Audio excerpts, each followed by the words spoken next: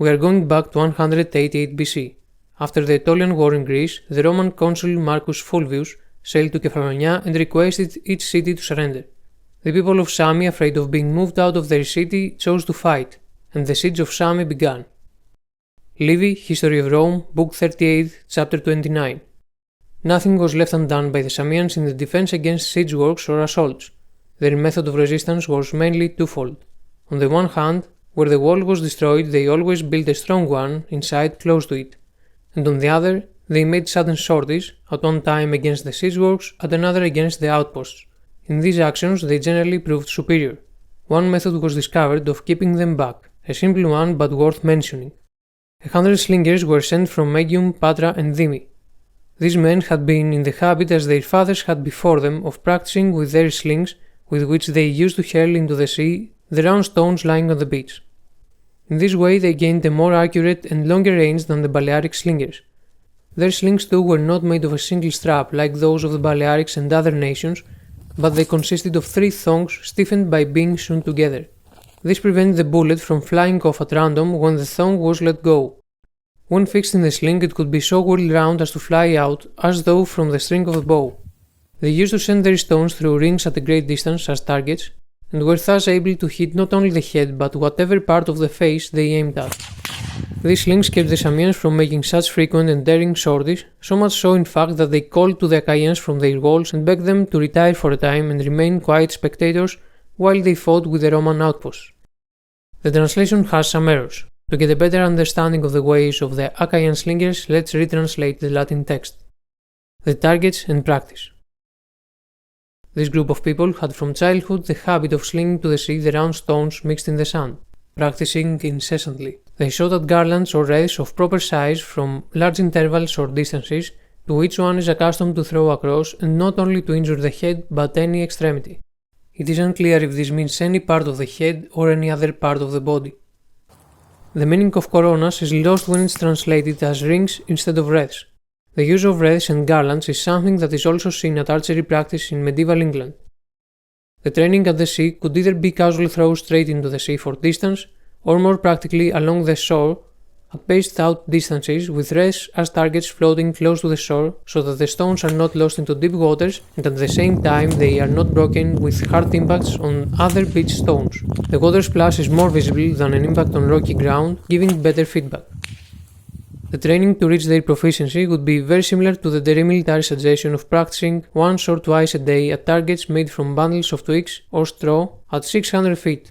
Or it would be very similar to the way the English archers were practicing centuries later, shooting at wreaths or sticks set against mounds of earth in groups and at various distances. The Achaean sling is more difficult to decipher. The text mentions that the Balears were using a single strap sling. This could be twisted rope or a strap of leather. In contrast, the Achaean sling has triple sewn cords. The simplest but most unlikely design would be the Etruscan style sling with a 3-cord pouch.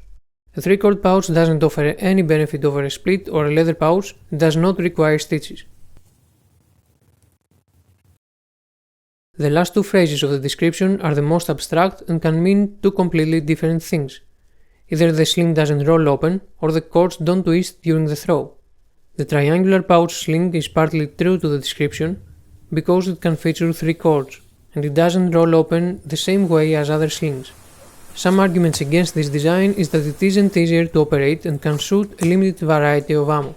Because of drag, this sling is expected to have less speed, accuracy and range than the common sling.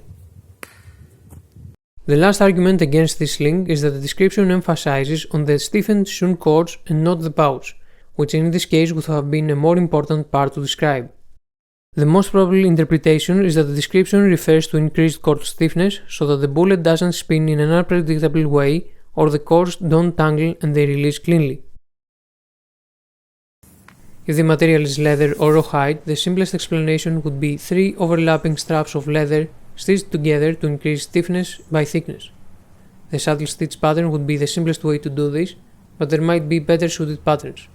The problem here is that leather stitching is slow and the result could be replaced by a thicker piece of leather or by a braid.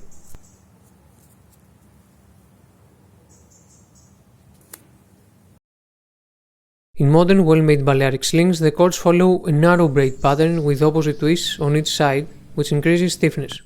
But the modern Balearic sling is probably different than in the past.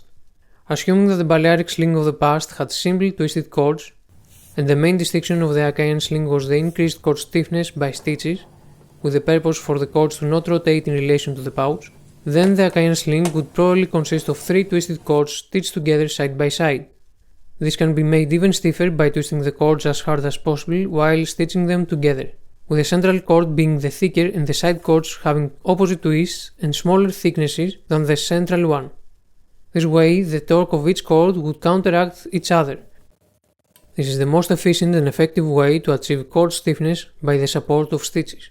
To increase the stiffness even more, the sewing thread can be wrapped tightly around the sling cord while stitching or afterwards, giving a feel and look more fitting to the description.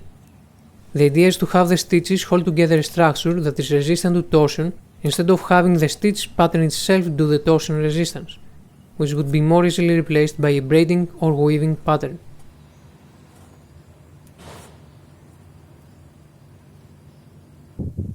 On the contrary, it had a triple thong stitched with numerous stitches to make it hard, for the cord to not twist randomly the projectile during the throw. But even when relaxed, to sit poised like tight nerves sending away a cast. The word nerves is used for comparing the relaxed state of these special cords to the tightness of cords or bowstrings that are about to cast a projectile.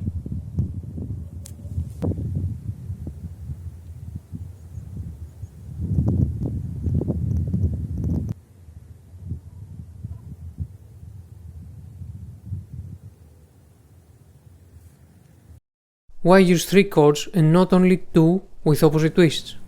The argument to support the 3-cord design would be that vegetable fibers have a tendency to spin in one direction, and most probably they work with threads spun with a spindle, so the starting material is already twisted in one direction. Considering that any rope produced with the reverse twist method will have the opposite twist of each splice, to balance the torque of a rope made from the same starting material, the only immediate way would be to have a reverse twisted 2-ply cord in the center and on either side parallel to it single plies. The benefit over common cords is the smaller and lighter profile for the same stiffness. This allows the slinger to dedicate more effort on the power and speed than on control and timing.